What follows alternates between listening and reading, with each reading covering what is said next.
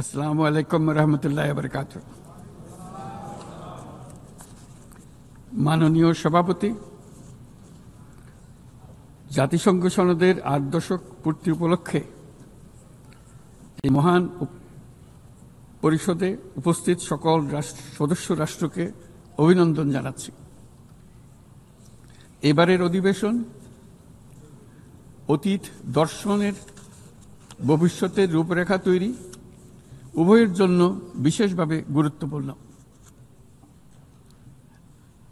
৮ দশক ধরে জাতিসংঘ ধারাবাহিকভাবে তার কর্মপরিধি সম্প্রসারিত করেছে এবং নানা ক্ষেত্রে আরো গভীরভাবে সম্পৃক্ত হয়েছে। বিশ্বশান্তি ও নিরাপত্তা, মানবাধিকার, বিশ্বব্যাপী জীবনমানের উন্নয়ন, ন্যায় বিচার, ন্যায্যতা ও সমতা প্রসারে জাতিসংঘ অনস্বীকার্যভাবে ভূমিকা রেখেছে। জাতিসংঘের কারণেই আজ বিশ্বের ১২০টি দেশের প্রায় ১৩ কোটি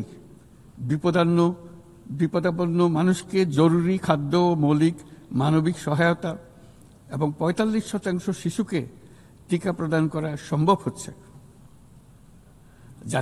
জাতিসংঘের সংস্থাগুলো বহুপাক্ষিক সহযোগিতায় বিশ্বের প্রতিটি প্রান্তে খাদ্য, বিশুদ্ধ পানি, স্যানিটেশন, টিকা এবং অন্যান্য জীবন রক্ষাকারী সেবা ও সরঞ্জামের যোগান দিয়ে দুর্দশাগ্রস্ত মানুষের পাশে দাঁড়িয়েছে।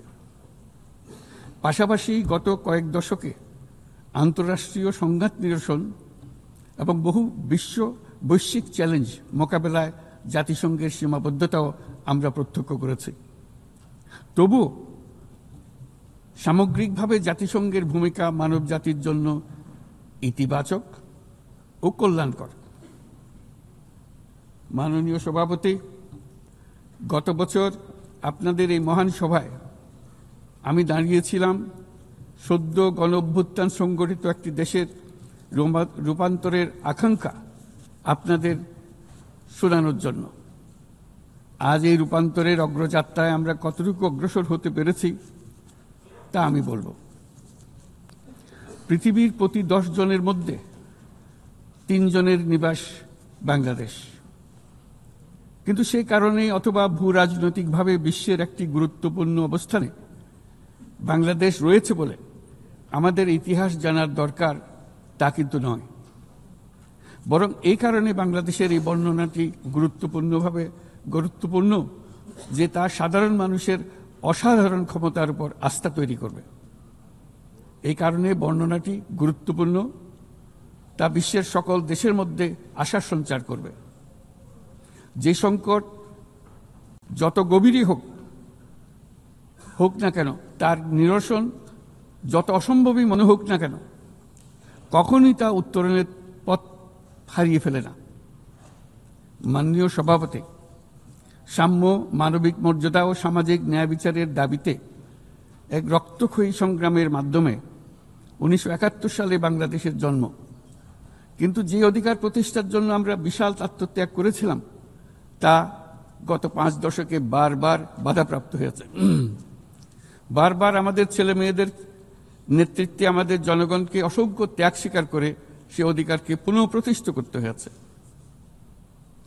এই বছর আমরা জুলাই গণঅভ্যুত্থানের প্রথম বার্ষিকী পালন করেছি, যে অভ্যুত্থানে আমাদের তরুণ সমাজ স্বৈরাচারকে পরাভূত করেছিল, যার ফলে আমরা বৈষম্যমুক্ত ন্যায় বিচার ভিত্তিক সমাজ বিনির্মাণের অভিযাত্রা নতুনভাবে শুরু করতে পেরেছি। সেই বৈষম্যমুক্ত ন্যায় বিচার ভিত্তিক সমাজ বিনির্মাণের আকাঙ্ক্ষা পূরণের দায়িত্ব দেওয়া হয় আমাকে ও আমার সহকর্মীদের। ভেঙে পড়া রাষ্ট্র কাঠামোকে পুনর্গঠন করে জনগণের আকাঙ্ক্ষা পূরণের জন্য প্রয়োজন ছিল ব্যাপক প্রাতিষ্ঠানিক সংস্কারের। যে বিপুল জনসমর্থনের মাধ্যমে আমরা দায়িত্ব পেয়েছিলাম, তার প্রেক্ষাপটে আমাদের জন্য সহজ পথ ছিল নির্বাহী আদেশে সংস্কার কাজগুলো সম্পন্ন করা। কিন্তু আমরা বেছে নেই সেই কঠিন পথ, অন্তর্ভুক্তিমূলক ও টেকসই পথ। আমাদের লক্ষ্য ছিল ক্ষমতার ভারসাম্যপূর্ণ একটি গণতান্ত্রিক রাষ্ট্র কাঠামো গড়ে তোলা, যেখানে আর কোনো স্বৈরশাসকের আবির্ভাব হবে না, কোনো নির্বাচিত নেতা রাষ্ট্রের গণতান্ত্রিক স্বরূপকে ক্ষুণ্ণ করতে পারবে না, কিংবা রাষ্ট্র ও জনগণের রক্ষকরা ভক্ষকে পরিণত হতে পারবে না। শাসন ব্যবস্থা, বিচার বিভাগ, নির্বাচন ব্যবস্থা, জনপ্রশাসন, আইন শৃঙ্খলা রক্ষা, দুর্নীতি বিরোধী কার্যক্রম, নারী অধিকার সহ সকল জাতীয় গুরুত্বপূর্ণ ক্ষেত্রে প্রয়োজনীয় সংস্কার করার জন্য আমরা 11টি স্বাধীন সংস্কার কমিশন প্রতিষ্ঠা করি। কমিশনগুলি জনমত যাচাই ও গভীর পর্যালোচনা করে বিস্তারিতভাবে সংস্কার কার্যক্রম সমূহ সুপারিশ করে। এই সংস্কার সুপারিশগুলো টেকসইভাবে বাস্তবায়নের জন্য আমরা একটা জাতীয় ঐক্যমত্য কমিশন গঠন করি, যারা 30টিরও বেশি রাজনৈতিক দল ও জোটকে নিয়ে এই আলোচনায় বসে। এই কমিশনের লক্ষ্য ছিল সংস্কার প্রস্তাবগুলোর প্রতি দলমত নির্বিশেষে একটি টেকসই সামাজিক অঙ্গীকার তৈরি করা। আমাদের এই অন্তর্ভুক্তিমূলক পদক্ষেপ সফল হয়। আমরা জুলাই অভ্যুত্থানের 1 বছর পূর্তিতে রাজনৈতিক দলগুলোর সাথে একই মঞ্চে দাঁড়িয়ে সকলে মিলে জুলাই ঘোষণার মাধ্যমে এই সংস্কার কার্যক্রমের প্রতি আমাদের সময়াবদ্ধ অঙ্গীকার ব্যক্ত করি। অর্থাৎ আগামী নির্বাচনে যে দলে জনগণের সমর্থন পাক না কেন, সংস্কার কার্যক্রম বাস্তবায়নে আর কোনো অনিশ্চয়তার অবকাশ থাকবে না। আপনারা জানেন যে আগামী বছরের ফেব্রুয়ারি মাসে আমরা জাতীয় নির্বাচন অনুষ্ঠানের প্রস্তুতি নিচ্ছি। পাশাপাশি স্বচ্ছতা ও জবাবদিহিতা, আইনের শাসন নিশ্চিত করবার জন্য আমাদের নিরবচ্ছিন্নভাবে নাগরিক বান্ধব সংস্কার চালিয়ে যাচ্ছি। মাননীয়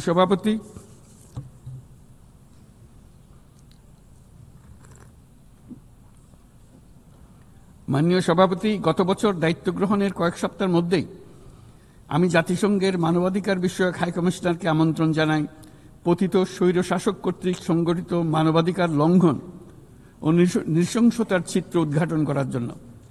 তারা মাঠ পর্যায়ে তদন্ত করে বিস্তারিত প্রতিবেদনের পাশাপাশি ভবিষ্যতে যাতে এই ধরনের অপরাধের পুনরাবৃত্তি না ঘটে সেই জন্য যেই সুপারিশমালা দিয়েছে তা আমরা আমাদের জাতীয় সংস্কার কার্যক্রমে যুক্ত করেছি। গত বছর সাধারণ পরিষদের অধিবেশনের পূর্বেই আমরা গুম সম্পর্কিত আন্তর্জাতিক কনভেনশনে যোগ দিয়েছিলাম।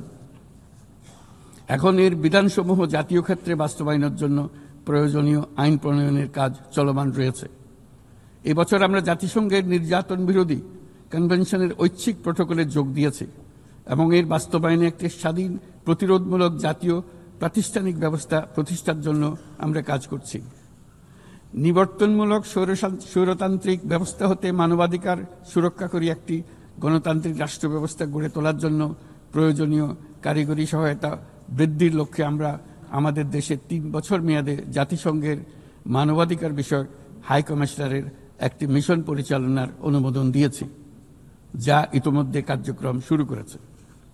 আমাদের এই সকল পদক্ষেপ ও অঙ্গীকার জনগণের প্রত্যাশারই প্রতিফলন। এই প্রত্যাশা মূলত একটি গণতান্ত্রিক, অন্তর্ভুক্তিমূলক ও বহুত্ববাদী সমাজ গড়ে তোলার প্রত্যাশা। মাননীয় সভাপতি, আমাদের উন্নয়ন কৌশলের কেন্দ্রবিন্দুতে রয়েছে সুশাসন, সামাজিক অন্তর্ভুক্তি ও টেকসই উন্নয়ন। বিগত 1.5 দশকের অভিজ্ঞতায় আমরা দেখেছি যে জবাবদিহিতা ছাড়া যে কোনো উন্নয়ন ক্ষণস্থায়ী ও ভঙ্গুর। রাজনৈতিক হীনস্বার্থ ও দুর্নীতির উদ্দেশ্যে গৃহীত অবকাঠামো প্রকল্প শুধু যে অর্থনীতির উপরে চাপ বাড়ায় তা নয়, তার জনগণের কোনো কল্যাণও করে না। দায়িত্ব গ্রহণের পর আমরা একে একে আবিষ্কার করি দুর্নীতি ও জনগণের সম্পদ চুরি কি ব্যাপক বিস্তৃতি লাভ করেছিল এবং তার ফলশ্রুতিতে দেশের সামষ্টিক অর্থনীতির অবস্থা কি ভয়ানক, নাজুক ও ভঙ্গুর হয়ে পড়েছিল। আমরা এর অবসান ঘটাচ্ছি যেন আর কখনোই উন্নয়নকে জনগণের সম্পদ আত্মসাতের অজুহাত হিসেবে ব্যবহার করা না যায়। দেশের নাজুক অর্থনৈতিক পরিস্থিতি মজবুত করতে আমরা সংস্কারমূলক কিছু কঠিন কিন্তু প্রয়োজনীয় সিদ্ধান্ত গ্রহণ করেছি। সবচেয়ে গুরুত্বপূর্ণ একটা সংস্কার হল রাজস্ব আহরণ ব্যবস্থাপনার সংস্কার। যে নীতি ও প্রণয়ন বাস্তবায়ন সংস্থাকে পৃথক করার জন্য আইন প্রণয়ন করা হয়েছে, এর মাধ্যমে স্বচ্ছতা ও জবাবদিহিতা নিশ্চিত হবে এবং রাজস্ব আহরণ বৃদ্ধি পাবে। এই উদ্যোগগুলো সদ্য সমাপ্ত FFD4 সম্মেলনে গৃহীত সেভিয়া অঙ্গীকারের সঙ্গে সামঞ্জস্যপূর্ণ। আমরা আশা করি যে বাংলাদেশে যেমন সেভিয়া অঙ্গীকারের সাথে সামঞ্জস্য রেখে সংস্কার করবার চেষ্টা করছি, তেমনি উন্নত বিশ্বেও সেভিয়ার সামষ্টিক অঙ্গীকার অনুসারে তাদের দায়িত্ব পালনে আন্তরিক হবে। একই সাথে আমরা মনে করি আন্তর্জাতিক অর্থায়ন ব্যবস্থা, বৈশ্বিক আর্থিক প্রতিষ্ঠানগুলোর সিদ্ধান্ত গ্রহণ প্রক্রিয়া ও ব্যবস্থাপনার সংস্কার, একটি অন্তর্ভুক্তিমূলক আন্তর্জাতিক কর সহযোগিতার বৈশ্বিক কাঠামো, অবৈধ আর্থিক প্রবাহ ও দুর্নীতির বিরুদ্ধে সমন্বিত বৈশ্বিক পদক্ষেপ গ্রহণ এবং অবৈধ দুর্নীতিলব্ধ অর্থ পাচারকৃত সম্পদ পুনরুদ্ধারেও আন্তর্জাতিক সহযোগিতা বৃদ্ধি অত্যন্ত গুরুত্বপূর্ণ। মাননীয় সভাপতি, দেশের পাচার হওয়া অবৈধ সম্পদ পুনরুদ্ধার করা বর্তমানে আমাদের অন্যতম শীর্ষ অগ্রাধিকার। গত 15 বছরে দুর্নীতির মাধ্যমে শত শত কোটি ডলার অবৈধভাবে বিদেশে পাচার করা হয়েছে। আমরা নিরলসভাবে এই সম্পদ ফেরত আনার চেষ্টা করছি, কিন্তু সংশ্লিষ্ট দেশগুলোর আইনি প্রক্রিয়া এবং অন্যান্য নানাবিধ প্রতিবন্ধকতার কারণে আমাদের এই প্রচেষ্টা বারে বারে বাধাগ্রস্ত হচ্ছে। সংশ্লিষ্ট দেশগুলোর দৃঢ় সদিচ্ছা ছাড়া আমরা পাচার হওয়া অবৈধ সম্পদ পুনরুদ্ধারে সফল হতে পারছি না। বিশ্বের বিদ্যমান অর্থনৈতিক ব্যবস্থা উন্নয়নশীল দেশ থেকে সম্পদের এই অবৈধ পাচারকারীদের কার্যকরীভাবে প্রতিরোধ করতে ব্যর্থ হচ্ছে। কোনো কোনো ক্ষেত্রে আন্তর্জাতিক আর্থিক প্রতিষ্ঠানগুলোর বিধিবিধানগুলো বিশ্বব্যাপী বিভিন্ন ট্যাক্স হ্যাভেনে বিপুল পরিমাণে অবৈধ অর্থ স্থানান্তরে উৎসাহিত করছে। তাই যেসব দেশ ও প্রতিষ্ঠান এই পাচারকৃত সম্পদ গচ্ছিত রাখবার সুযোগ দিচ্ছে, তাদের আমি আহ্বান জানাচ্ছি তারা যেন এই অপরাধের সঙ্গে শরিক না হয়। এই সম্পদ তার প্রকৃত মালিককে অর্থাৎ কৃষক, শ্রমিক এবং সাধারণ করদাতাদের নিকট ফিরিয়ে দেন।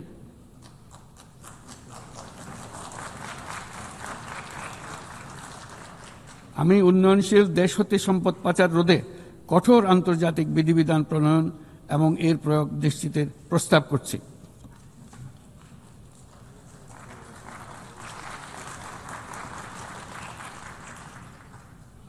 মাননীয় সভাপতি, রাজস্ব খাতের ঐতিহাসিক সংস্কারের পাশাপাশি আমরা বাজারভিত্তিক মুদ্রা বিনিময় হার চালু করেছি। ব্যাংক খাতে অ্যাসেট কোয়ালিটি রিভিউ, নতুন ব্যাংক রেজলিউশন অধ্যাদেশ, আসন্ন ডিপোজিট প্রোটেকশন অধ্যাদেশের মাধ্যমে শৃঙ্খলা ও স্থিতিশীলতা ফিরিয়ে আনছি। পুঁজিবাজারে সংস্কার, টাস্কফোর্স ও শক্তিশালী তদন্ত ব্যবস্থার মাধ্যমে তদারকি আধুনিকীকরণ করেছি। সরকারি ক্রয় ব্যবস্থায় ডিজিটাল টেন্ডারিং বাধ্যতামূলক করা হয়েছে এবং স্বার্থের সংঘাত সংশ্লিষ্ট তথ্য প্রকাশ বাধ্যতামূলক করা হয়েছে। পাশাপাশি নতুন পাবলিক অ্যাকাউন্টস অডিট অধ্যাদেশের মাধ্যমে জবাবদিহিতা আরও জোরদার করা হয়েছে।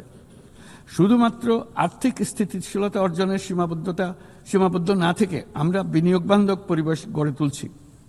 বাংলাদেশ সিঙ্গল উইন্ডো এখন 19টি সংস্থাকে একীভূত করে কাস্টম প্রক্রিয়া সহজ করেছে। দ্রুত বাণিজ্যিক বিরোধ নিষ্পত্তির জন্য বিশেষায়িত বাণিজ্য আদালত গঠিত হয়েছে। বিনিয়োগ উন্নয়ন কর্তৃপক্ষ বা বিডা ওয়ান স্টপ সার্ভিস সাবলীলভাবে প্রদানের জন্য সমন্বয় কমিটি গঠন করেছে। নিয়ন্ত্রণ কর্তৃপক্ষগুলোকে একই ছাদের নিচে নিয়ে আসা হয়েছে এবং ভিসা ও ওয়ার্ক পারমিট প্রক্রিয়া সহজ করা হয়েছে। এফডিআই, হিটম্যাপ ও জাতীয় সেমিকন্ডাক্টর টাস্কফোর্স বিনিয়োগকারীদের কাছে উচ্চ সম্ভাবনাময় খাতগুলোর তথ্য সহজ ও স্বচ্ছভাবে তুলে ধরছে। বাণিজ্য লজিস্টিক্সেও উন্নতি ঘটেছে। চট্টগ্রাম বন্দরে গত আগস্টে কন্টেইনার হ্যান্ডলিংয়ে 27% প্রবৃদ্ধি ঘটেছে, যা দক্ষতার উল্লেখযোগ্য অগ্রগতি নির্দেশ করে। এসব উদ্যোগ অর্থনৈতিক শাসন ব্যবস্থাকে যেমন সুদৃঢ় করেছে, তেমনি বিনিয়োগকারীকেও নিরাপদ করেছে। এসব সংস্কারের ফলে বাংলাদেশ এখন টেকসই ও অন্তর্ভুক্তিমূলক বিনিয়োগ ও অর্থনৈতিক প্রবৃদ্ধির এক পর্যায়ে প্রবেশ করেছে। এর পাশাপাশি এত স্বল্প সময়ে অর্থনৈতিকভাবে ঘুরে দাঁড়ানোর পেছনে আমাদের প্রবাসীরা গুরুত্বপূর্ণ অবদান রেখেছেন।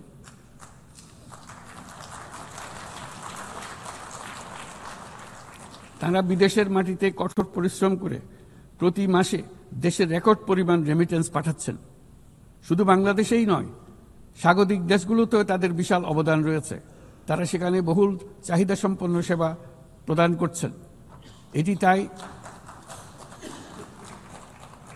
এটি তাই আমাদের জন্য যেমন তেমনি স্বাগতিক দেশগুলোর জন্য সমানভাবে লাভজনক। উভয় দেশের জন্যই তা উপকারী।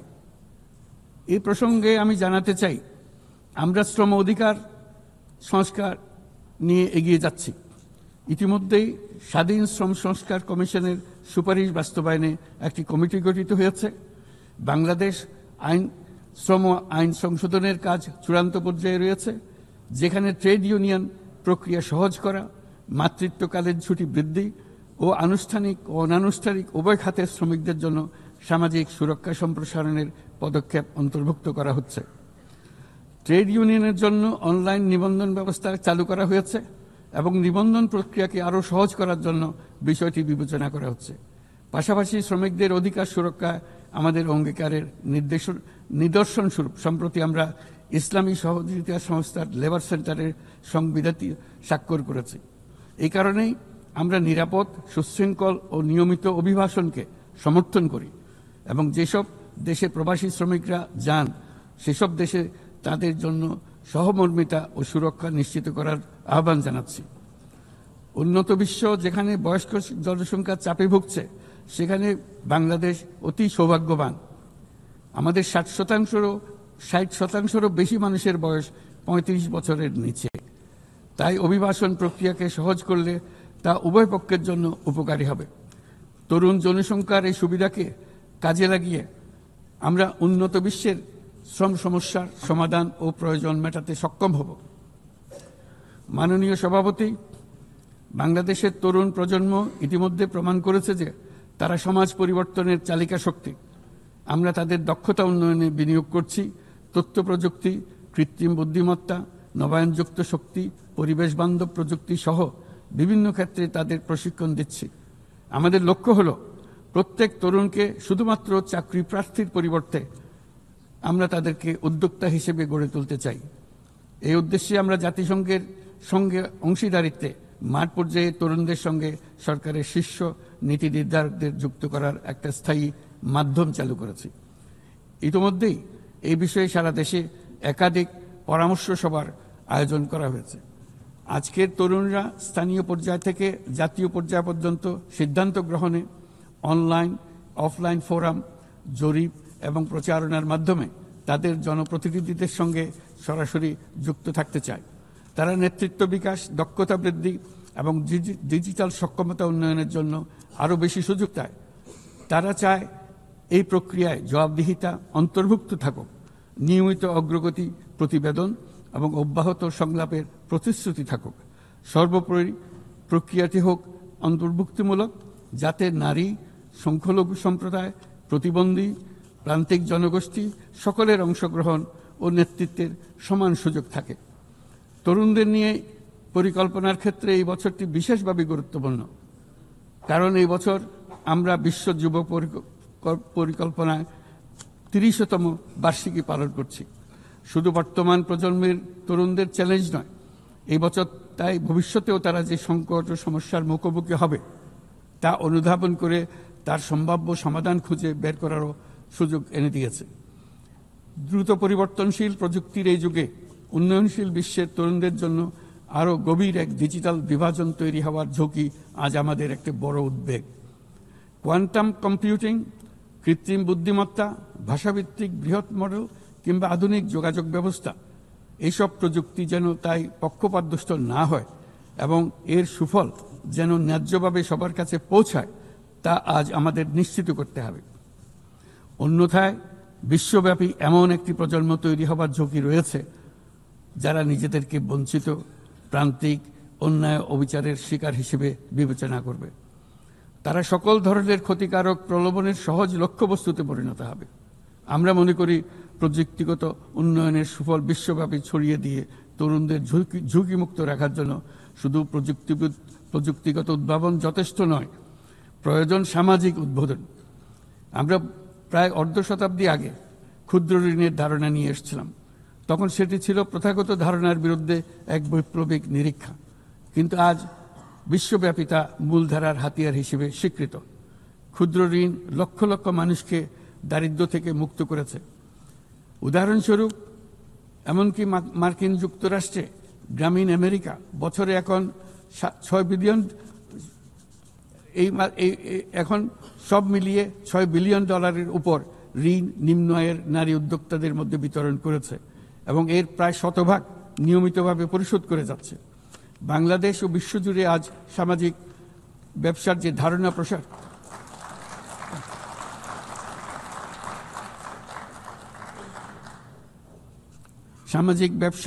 ধারণা প্রসার করেছি, এটি এমন একটি ব্যবসা যার সম্পূর্ণ মুনাফা সামাজিক কল্যাণে পুনর্বিনিয়োগ করা হয়। সামাজিক ব্যবসা প্রমাণ করেছে যে প্রতি মানুষের উদ্যোক্তা হওয়ার সত্তা সামাজিক কল্যাণে এবং সামাজিক সমস্যা সমাধানে কাজে লাগানো সম্ভব। এর ফলে পৃথিবীর যাবতীয় সমস্যা সমাধানের একটি সৃজনশীল পদ্ধতি সকলের হাতে এসে যায়, যেটি পরিবেশের সমস্যা হোক, সম্পদ কেন্দ্রীভূত হওয়ার সমস্যা হোক, স্বাস্থ্যের সমস্যা হোক, বেকারত্ব দূরীকরণের সমস্যা হোক, দারিদ্র্য দূরীকরণের সমস্যা হোক, সবকিছুতেই এই পদ্ধতি টেকসইভাবে কাজে লাগানো যায়। মাননীয় সভাপতি, জলবায়ু সংকট চ্যালেঞ্জের মোকাবেলায় বিশ্বজনীন তাপমাত্রা বৃদ্ধি 1.5 ডিগ্রি সেলসিয়াসের সীমাবদ্ধ রাখার লক্ষ্যমাত্রা আজ আমাদের হাতছাড়া হয়ে গেছে। প্রতি বছর $100 বিলিয়ন জলবায়ু সহায়তার প্রতিশ্রুতিও পূরণ হয়নি।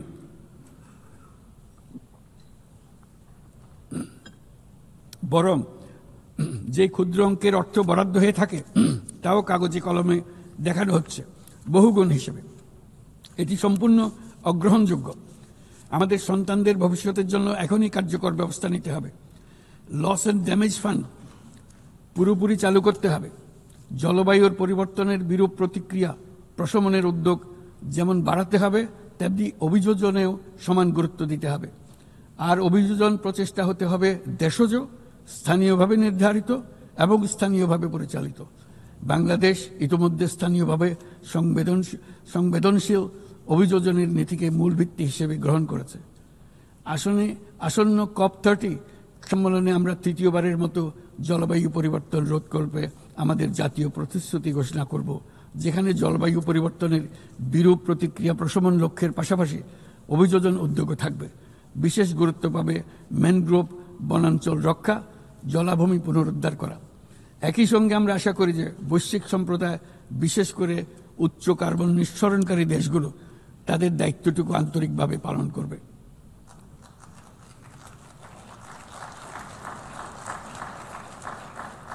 মাননীয় সভাপতি, বর্তমানের আরেকটি বড় চ্যালেঞ্জ হলো বিশ্ব বাণিজ্যে সংরক্ষণবাদের উত্থান। আমাদের সময়ে আমরা দেখেছি বাণিজ্য ও বিশ্বায়নের সুফল মাত্র 3 দশকে 100 কোটি মানুষকে দারিদ্র্য থেকে মুক্ত করেছে। এখন যদি আমরা উল্টো পথে হাঁটি তবে আমাদের সন্তানদের সেই সুযোগ আর থাকবে না। এটা অনস্বীকার্য যে বাণিজ্যের ক্ষেত্রে প্রতিটি দেশের সার্বভৌম স্বার্থ সুরক্ষিত রাখতে হবে এবং কোনো দেশকে তার সাধ্যের অতিরিক্ত বোঝা বইতে দেওয়া যাবে না। কিন্তু বৈশ্বিক শান্তি ও সমৃদ্ধি টিকিয়ে রাখার স্বার্থে উন্মুক্ত, ন্যায়সঙ্গত, নিয়মভিত্তিক বৈশ্বিক বাণিজ্যের কোনো বিকল্প নেই। তাছাড়া বৈশ্বিক বাণিজ্যে দ্রুত সামাজিক ব্যবসার প্রসার ঘটাতে হবে। উন্নয়ন সহায়তার একটি বড় অংশ সামাজিক ব্যবসায় প্রসারে বিশ্বময় ক্রমাগতভাবে জোরদার করতে হবে। আমার প্রজন্মে দেখেছি কিভাবে একটি পারস্পরিক নির্ভরশীল বৈশ্বিক অর্থনৈতিক ব্যবস্থা যে কোনো সংঘাতকে ব্যয়বহুল করে তুলেছে এবং বিশ্বের শান্তি টিকিয়ে রাখতে সাহায্য করেছে। আজ বিশ্বব্যাপী 120টিরও বেশি সশস্ত্র সংঘাত চলছে। পারস্পরিক অর্থনৈতিক নির্ভরশীলতা ভেঙে গেলে এরকম সংঘাত আরও বাড়বে, ব্যাহত হবে উন্নয়ন, বিনষ্ট হবে বিশ্ব শান্তি। মাননীয় সভাপতি, আমাদের প্রতিবেশী দেশ মায়ানমারে চলমান সংঘাত সমগ্র অঞ্চলের জন্য গভীর উদ্বেগজনক পরিস্থিতির সৃষ্টি করেছে। এটি যে শুধু আঞ্চলিক স্থিতিশীলতাকে ঝুঁকিতে ফেলছে তা নয়, বরং বাংলাদেশে আশ্রয়প্রাপ্ত বলপূর্বক বাস্তুচ্যুত রোহিঙ্গাদের তাদের মাতৃভূমি মায়ানমারে প্রত্যাবাসনকেও কঠিন করে তুলেছে। 8 বছর পার হয়ে গেল, রোহিঙ্গা সংকটের কোনো সমাধান হলো না। উপরন্তু বাংলাদেশ প্রতিনিয়তই মায়ানমার থেকে আগত রোহিঙ্গাদের আশ্রয় দিয়ে চলেছে। স্পষ্টতই সাংস্কৃতিক পরিচয়ভিত্তিক রাজনীতির কারণে রোহিঙ্গাদের উপর অধিকার বঞ্চনা ও নির্যাতন রাখাইনে অব্যাহত রয়েছে। রোহিঙ্গাদের প্রান্তিকীকরণ প্রক্রিয়া আর চলতে দেওয়া যাবে না। যেসব বৈষম্যমূলক নীতি ও কর্মকাণ্ড আজকের এই পরিস্থিতি তৈরি করেছে তার সমাধান ও প্রতিকারমূলক ব্যবস্থা এখনই গ্রহণ করা সম্ভব। তার জন্য পূর্ণাঙ্গ জাতীয় সংঘাত রাজনৈতিক মীমাংসার অপেক্ষা করার প্রয়োজন নেই। রাখাইনের সমস্যাগুলো চূড়ান্তভাবে রাজনৈতিক সমাধান করা দরকার। তবে এর জন্য রাখাইন অঞ্চলের সংশ্লিষ্ট সকল জাতিসত্তার অংশগ্রহণে এমন একটি বন্দোবস্ত প্রয়োজন যেন রোহিঙ্গারা সম অধিকার ও নাগরিকত্ব সহ সমাজের অংশ হতে পারে।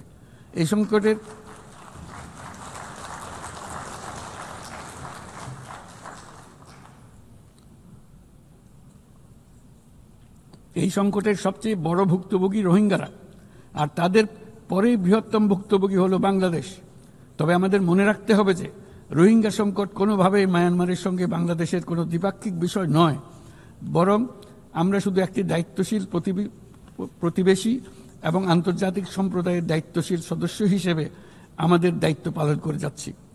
কিন্তু তহবিল সংকটের কারণে আজকে রোহিঙ্গা ক্যাম্পগুলোতে ন্যূনতম জীবনমান বজায় রাখার আমাদের যৌথ প্রয়াসও ভেঙে পড়ার উপক্রম হয়েছে।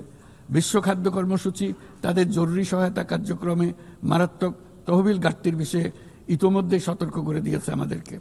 অবিলম্বে নতুন তহবিল না এলে মাসিক রেশন অর্ধেকে নামিয়ে এনে মাথাপিছু মাত্র $6 নামিয়ে আনতে বাধ্য হবে, যা রোহিঙ্গাদের অনাহার ও অপুষ্টিতে নিমজ্জিত করবে, যা তাদেরকে আগ্রাসী কোনো পদক্ষেপ নিতে বাধ্য করবে। তহবিলের অতিরিক্ত কাটছাট হলে তা নিঃসন্দেহে সুরক্ষা ও নিরাপত্তা ঝুঁকি বহুগুণ বৃদ্ধি করবে, যা ক্যাম্পের সীমানা ছাড়িয়ে যেতে পারে। তাই আমি বিদ্যমান দাতাদের সাহায্য বাড়াতে এবং সম্ভাব্য নতুন দাতাদের অনুদান প্রদানের আহ্বান জানাচ্ছি, যাতে এই বিপর্যয়কর পরিস্থিতি এড়ানো যায়। মানবিক সহায়তার জন্য নতুন ও বর্ধিত তহবিলের বাইরে আন্তর্জাতিক সম্প্রদায়কে অবশ্যই মায়ানমার সরকার এবং রাখাইনের অন্যান্য অংশীদারদের উপর ইতিবাচক পরিবর্তন ও দ্রুত রাজনৈতিক সমাধানের জন্য চাপ প্রয়োগ করতে হবে। অন্যান্য প্রতিবেশী দেশগুলোকেও তাদের দায়িত্ব পালন করতে হবে। রাখাইনে স্থিতিশীলতা আনতে আন্তর্জাতিক সম্প্রদায়ের যে কোনো যৌথ প্রচেষ্টায় সহযোগিতা দিতে বাংলাদেশ সর্বদা প্রস্তুত।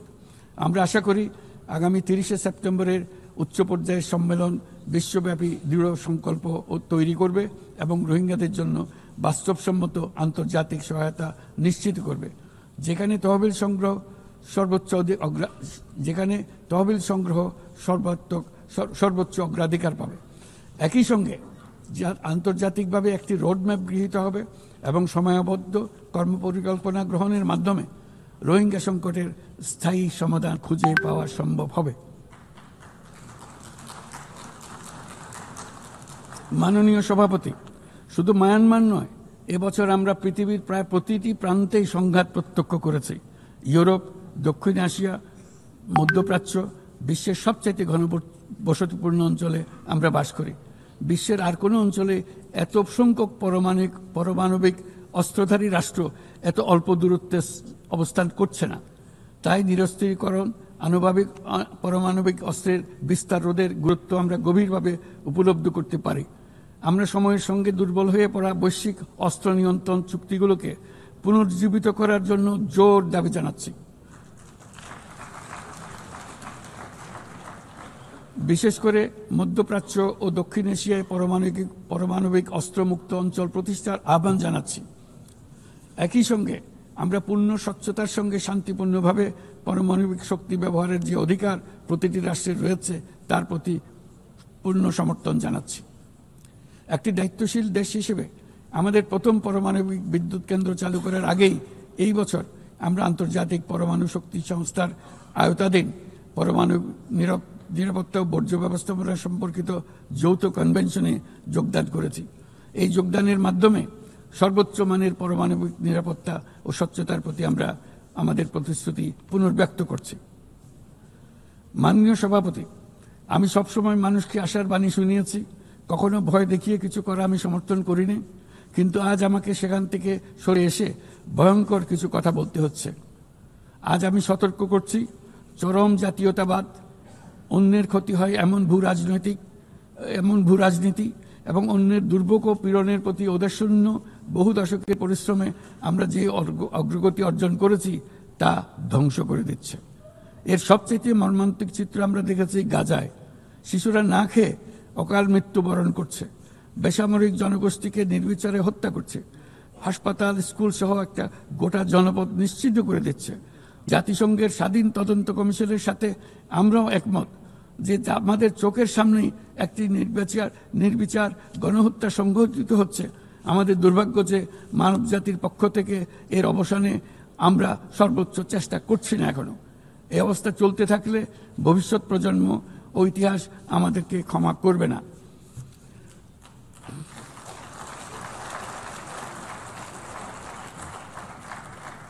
বাংলাদেশের জনগণ এই বিশ্বের বিবেকবান নাগরিকদের পক্ষ থেকে আমি আবারও জোরালো দাবি জানাচ্ছি যে পূর্ব জেরুজালেমকে রাজধানী করে একটি স্বাধীন ফিলিস্তিন রাষ্ট্র গঠনের মাধ্যমে এই সমস্যার দ্বিরাষ্ট্রীয় ভিত্তিক সমাধান এখনই বাস্তবায়ন করতে হবে।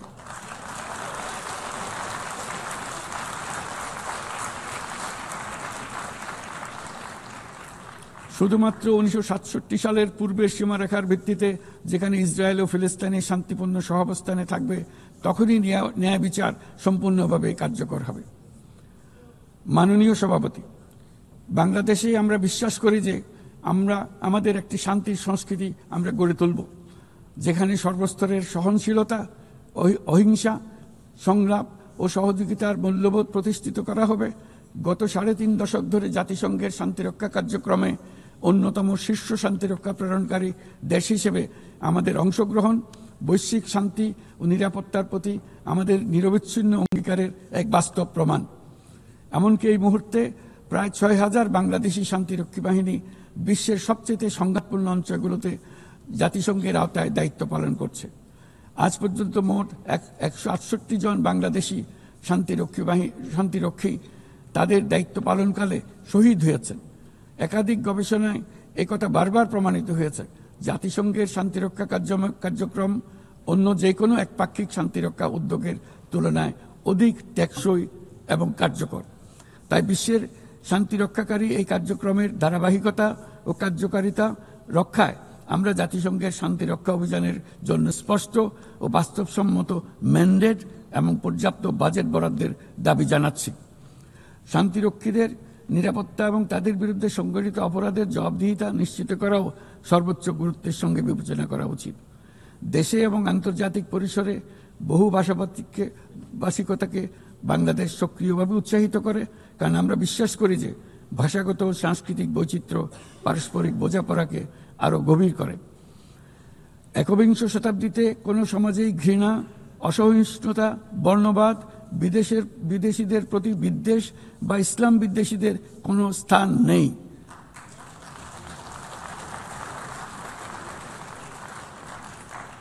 অথচ বর্তমানে বিভ্রান্তিমূলক প্রচারণা, ঘৃণাত্মক বক্তব্য গুরুতর উদ্বেগের বিষয় হয়ে দাঁড়িয়েছে। গত বছর বাংলাদেশে ছাত্র জনতার অভ্যুত্থান পরবর্তী সময়ে বিভিন্ন স্বার্থান্বেষী গোষ্ঠীর পক্ষ থেকে উদ্দেশ্যমূলকভাবে বিভ্রান্তিকর সংবাদ ছড়ানো হয়েছে, যা এখনও চলমান রয়েছে। এর সঙ্গে যুক্ত হয়েছে পরিকল্পিত মিথ্যা সংবাদ, কৃত্রিম বুদ্ধিমত্তা নির্ভর ডিপফেক এর প্রসার, যা পরিস্থিতিকে আরও জটিল করে তুলেছে। এসবের বিরুদ্ধে আমাদের একসঙ্গে কাজ করতে হবে, যাতে এসব বিকৃত কর্মকাণ্ড মানুষের আস্থাকে বিনষ্ট না করে কিংবা সামাজিক সম্প্রীতিকে দুর্বল করে না দেয়।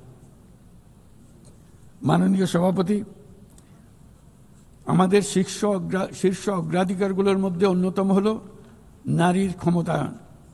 আমাদের জাতীয় কবি কাজী নজরুল ইসলামের ভাষায়, বিশ্বে যা কিছু মহান সৃষ্টি চিরকল্যাণকর, অর্ধেক তার করিয়েছে নারী, অর্ধেক তার নর।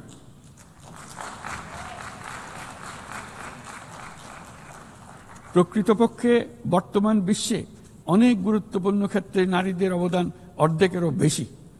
এই মাসে বাংলাদেশে প্রথমবারের মতো unpaid household production satellite account জরিপ প্রকাশিত হয়েছে।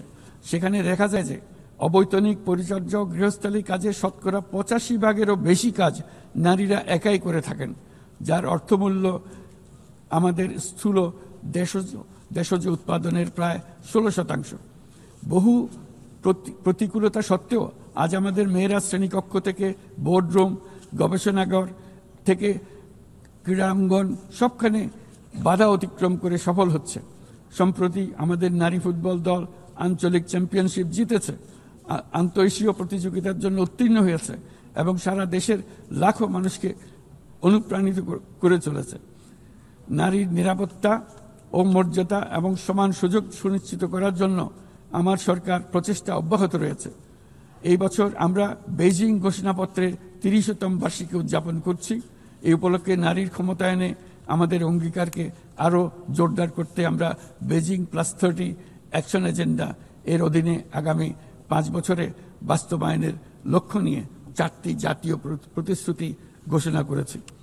এর মধ্যে রয়েছে যৌন হয়রানি প্রতিরোধ, সুরক্ষা সংক্রান্ত আইন প্রণয়ন করা, নারীর অবৈতনিক পরিচর্যা ও গৃহস্থলী কাজের স্বীকৃতি ও মূল্যায়ন নিশ্চিত করা, রাজনৈতিক ও জনপরিসরে নারীর অংশগ্রহণ বৃদ্ধি করা, নারীর সমতা ও ক্ষমতায়নের প্রতি সংবেদনশীল বাজেট প্রণয়ন পদ্ধতি শক্তিশালী করা। মাননীয় সভাপতি,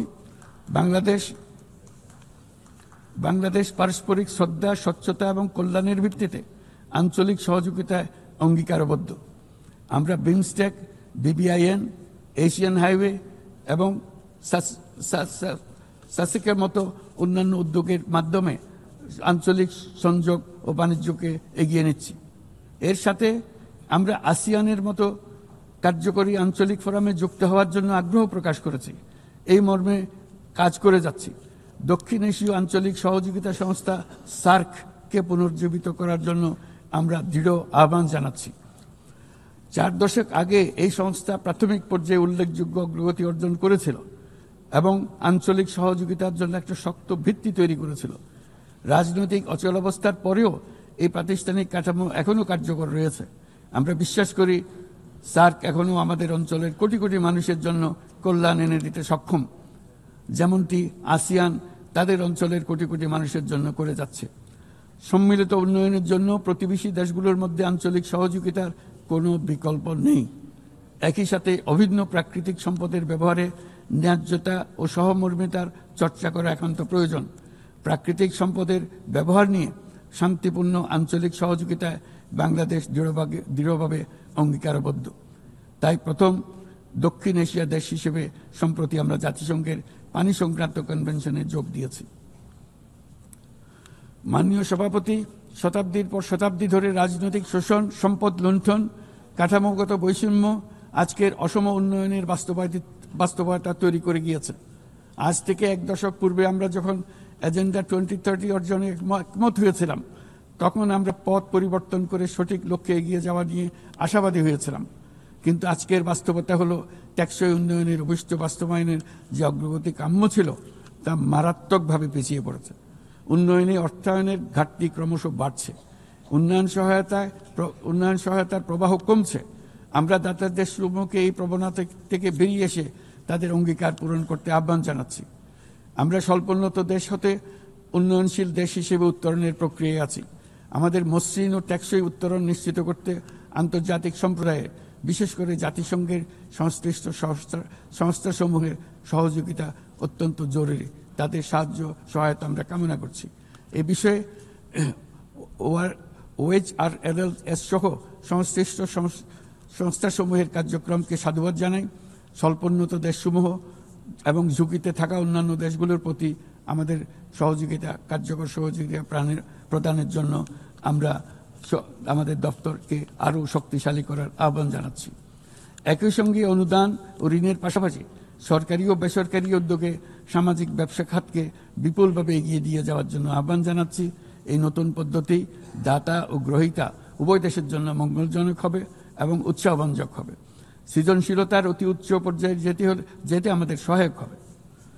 মাননীয় সভাপতি, বাংলাদেশের অগ্রগতি উন্নয়নের অভিযাত্রায় জাতিসংঘের অবদানকে আমরা সাধুবাদ জানাই। বিশ্বশান্তি ও নিরাপত্তা উন্নয়ন, মানবাধিকার, জাতিসংঘের এই 3টি স্তম্ভের প্রতি আমরা পূর্ণ আস্থা পুনর্ব্যক্ত করছি। আমার বক্তব্যের শুরুতেই আমি বলেছিলাম যে আজ 8 দশকে জাতিসংঘ বারবার দেখিয়েছে যে বহুপাক্ষিক কূটনীতি মানব জাতিকে আরও ভালোভাবে একসঙ্গে বেঁচে থাকার সহায়তা করে। তবু এর 80তম বার্ষিকীতে আমাদের স্বীকার করতেই হবে যে বহুপাক্ষিক কূটনীতি আজ নানা রকম চাপের মধ্যে রয়েছে। প্রায়শই অসম দ্বিপাক্ষিক সম্পর্কের টানাপোড়েনে আবারও প্রমাণ করেছে যে বহুপাক্ষিক কূটনীতি আমাদের শেষ এবং সর্বোত্তম ভরসা। তাই বহুপাক্ষিক কূটনীতির ধারক ও বাহক জাতিসংঘকে উজ্জীবিত রাখতে আমরা সদস্য রাষ্ট্রগুলোর সাথে পূর্ণ স্বচ্ছতা ও আন্তরিকতা আলোচনার আহ্বান জানাচ্ছি। বর্তমান সময়ের দাবি মেটাতে বহুপাক্ষিকতার প্রতি আমাদের যৌথ আকাঙ্ক্ষা পূরণ করতে হলে জাতিসংঘকে ক্রমাগত বিকশিত ও অভিযোজিত হতে হবে। আমার এই মর্মে আমরা মহাসচিবের UN80 উদ্যোগকে স্বাগত জানাই। তবে একই সঙ্গে জোর দিয়ে বলতে চাই যে সংস্কারের নামে যেন বহুপাক্ষিকতাকে দুর্বল করা না হয় বা উন্নয়নশীল দেশগুলোর কণ্ঠস্বরকে অবহেলা না করা হয়। সংস্কারের একমাত্র লক্ষ্য হওয়া উচিত মাঠ পর্যায়ে বাস্তব ও ইতিবাচক পরিবর্তন আনা। জনাব সভাপতি, গত বছর আমার জনগণ প্রমাণ করেছে যে জগতে অন্যায়ের বিনাশ অবশ্যম্ভাবী। তারা প্রমাণ করেছে যে পরিবর্তন যেমন সম্ভব তেমনি এটা অপরিহার্য। আমাদের মনে রাখা দরকার যে সামনের দিনে যে চ্যালেঞ্জগুলো আসছে তা কোনো দেশের পক্ষে একা মোকাবেলা করা সম্ভব নয়। একই সঙ্গে আমাদের এটাও মনে রাখতে হবে যে বর্তমান পৃথিবীতে কোনো একটি দেশ সংকটে পড়লে অথবা বিশ্বের কোনো এক প্রান্তে সংকট দেখা দিলে সমগ্র বিশ্বের নিরাপত্তায় ঝুঁকির মুখে পড়ে যায়। আমাদেরকে ৩-০ পৃথিবী গড়ার স্বপ্ন নিয়ে অগ্রসর হতে হবে। তরুণরা ৩-০ বাস্তবায়নের সৈনিক হয়ে বড় হবে। তাদের সামনে থাকবে শূন্য কার্বন, শূন্য সম্পদ কেন্দ্রীভূতকরণ ও শূন্য বেকারত্ব। এর ভিত্তিতে তারা গড়ে তুলবে তাদের পৃথিবী। ৩-০ পৃথিবী গড়া জাতিপুঞ্জের সকলের স্বপ্ন হোক, এই কামনা ব্যক্ত করে আমার বক্তব্য এখানে শেষ করছি। সবাইকে ধন্যবাদ, অসংখ্য ধন্যবাদ।